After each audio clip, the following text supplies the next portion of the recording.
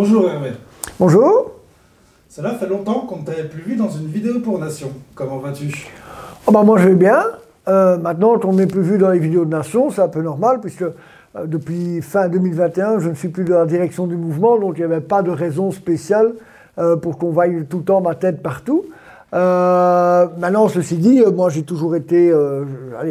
j'étais resté au sein de Nation, j'ai encore aidé, j'ai encore donné des conseils quand je pouvais.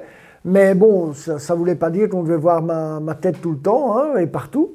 Mais ceci dit, puisqu'on parle de ça, je vais ouvrir une parenthèse avec des anecdotes. Parce qu'effectivement, puisqu'on en parle, depuis fin 2021, j'ai quand même lu des choses assez drôles à mon sujet dans les médias dits spécialistes de l'extrême droite, en fait des médias de gauche et d'extrême gauche, où j'ai quand même lu beaucoup d'âneries. Hein.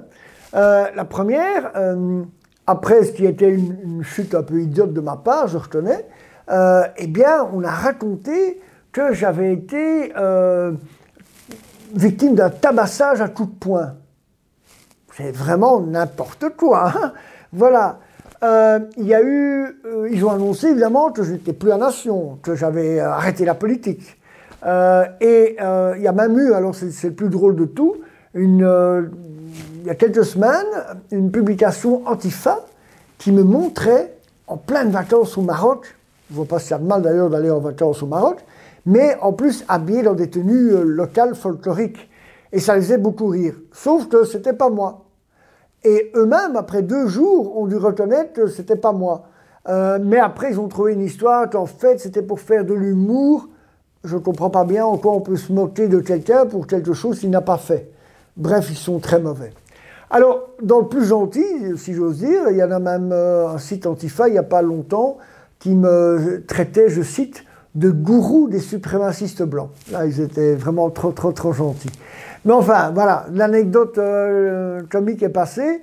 Maintenant, je pense qu'effectivement, on me demandait de parler ici sur un sujet plus spécifique, donc je propose qu'on se concentre là-dessus maintenant.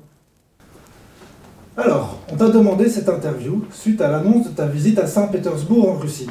Peux-tu nous expliquer le but de ce déplacement? Eh bien voilà, il faut savoir que depuis déjà quelque temps, des mouvements nationalistes de toute l'Europe, mais aussi d'autres continents, l'Amérique du Sud, l'Afrique du Sud, s'échangeaient des discussions. Évidemment, on a facilement constaté qu'on connaissait les mêmes problèmes à cause des mêmes adversaires, c'est-à-dire les forces mondialistes. On a constaté que le mondialisme, partout dans le monde, même Donald Trump l'a dit il y a un jour ou deux à l'ONU, le mondialisme un peu partout dans le monde, eh bien, il essaye de détruire nos frontières, notre identité, nos valeurs, nos traditions. Et donc, on s'est dit que contre ces forces qui sont très puissantes, il fallait qu'on se mette à travailler ensemble. Pour cela, il fallait peut-être créer une structure qui regrouperait tous les gens qui veulent combattre contre le mondialisme. C'est pour ça que ça a été décidé de créer une ligue souverainiste, son nom veut bien tout dire, et pour annoncer et pour marquer le coup, eh bien, il a été décidé d'organiser un premier forum. Ça s'est passé du 10 au 14 septembre, à Saint-Pétersbourg, où nous avons pu nous rencontrer en vrai, où nous avons pu discuter de points concrets qui nous a permis de pouvoir annoncer la création de cette ligue souverainiste. Et voilà, ça c'était la raison de mon voyage à Saint-Pétersbourg. Es-tu certain que c'était une bonne idée d'y aller, vu les tensions existantes avec l'Union européenne et la Russie? Jusqu'à nouvel ordre, on n'est pas encore en guerre avec la Russie. Hein. Alors je sais bien que ce qu'on appelle le complexe militaro-industriel de l'Europe essaye de faire peur aux autorités européennes pour que celles-ci leur achètent à prix très cher de nouveaux armements et beaucoup de munitions. On constatera d'ailleurs à quelle facilité l'Union européenne tout d'un coup trouve de l'argent. Quand il faut s'armer contre un ennemi pas si réel que ça, à mon avis, là on trouve de l'argent. Quand il faut aider nos populations qui ont des problèmes économiques, ça c'est une toute autre affaire. Mais enfin, bref. Donc, juste à nouvel ordre, on n'est pas en guerre avec la Russie, donc il n'y avait aucune raison que je n'y aille pas. Ensuite, très franchement, je me moque des amis ou des ennemis que peuvent avoir l'Union européenne de von der Leyen, de Macron, ou des bien-pensants comme Bernard-Henri Lévy. Donc que ces gens-là n'aiment pas la Russie, c'est le dernier, vraiment le dernier de mes soucis. Et enfin, moi j'ai toujours été, dans ma carrière politique, un adversaire du système politico-financier qui aujourd'hui dirige l'Union européenne et l'amène vers le chaos. J'ai toujours été adversaire de ces gens-là. Donc très franchement, ce qu'ils peuvent penser de mes choix, franchement, pour rester poli, je m'en fous. Ne crains-tu pas une certaine incompréhension, même du camp nationaliste, à cause du souvenir du communisme et de la sympathie de certains pour la cause ukrainienne? Alors d'abord, le problème ukrainien, la crise ukrainienne n'était pas à l'ordre du jour. On n'était pas là pour soutenir les opérations militaires en Ukraine. Alors évidemment, on en a parlé en interne malgré tout avec certains, et nous, la délégation de Nations, a répété ce que Nations dit depuis le début de ce conflit. Nous disons qu'il faut arrêter le plus vite possible ce massacre, parce que toutes les guerres entre Européens, c'est toujours une tragédie. Je sais que certains vont nous dire « Oui, mais la Russie, c'est pas vraiment l'Europe ». Eh bien, très franchement, de ce que j'ai vu autour de moi dans les rues de Saint-Pétersbourg, ça me faisait penser plus à l'Europe que les rues de Bruxelles ou de Paris, franchement. Alors, autre chose, il ne faut pas, par rapport au communisme, le communisme ne dirige plus la Russie. Alors, je sais qu'il existe, ça je ne vais pas le nier, chez certains, une certaine nostalgie, une petite nostalgie pour l'Empire russe. Mais la nostalgie pour l'Empire russe, ce n'est pas la nostalgie du communisme. Nos hôtes nous ont amenés à Saint-Pétersbourg dans une énorme procession chrétienne orthodoxe, où il y avait plus de 10 000 personnes. Et cette procession religieuse était aussi une procession profondément patriotique. Ça n'a plus rien à voir avec le communisme. Ensuite, il faut bien se dire que la politique que l'Union européenne et que les USA, jusque très récemment, ont menée contre la Russie depuis des décennies, fait qu'évidemment, les tensions sont montées et que, oui, je reconnais que les Russes réagissent en montrant les dents, parce que ça fait 20 ans au moins qu'ils ressentent que malgré la chute du communisme, eh bien, ils représentent toujours un ennemi de certaines forces mondialistes. Mais je pense que justement le fait que des Européens aient été sur place pour discuter de manière positive avec eux, eh ben, c'est quelque chose de bien, et ça peut éviter, j'espère, dans l'avenir, beaucoup de malentendus. Maintenant, moi je peux comprendre, et je respecte le choix de chacun, que certains veuillent et choisissent le camp de l'Ukraine dans cette crise.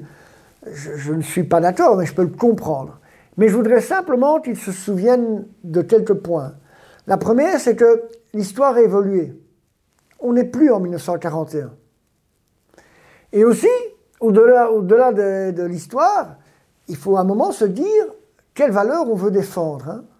Je rappelle que, par exemple, la Gay Pride à Kiev, elle est la bienvenue. En Russie, elle est interdite. Je rappelle que, encore récemment, des responsables ukrainiens disaient qu'il allait falloir ouvrir les frontières de l'Ukraine à des migrants du monde entier. Croyez-moi, en Russie, ça ne va pas arriver tout de suite, c'est très difficile d'y rentrer. Évidemment, il faut bien reconnaître, il y a, à cause des restes de l'Empire, il y a en Russie des populations caucasiennes, des populations musulmanes, en nombre. Mais d'abord, elles ne sont pas majoritaires, c'est pas comme à Bruxelles.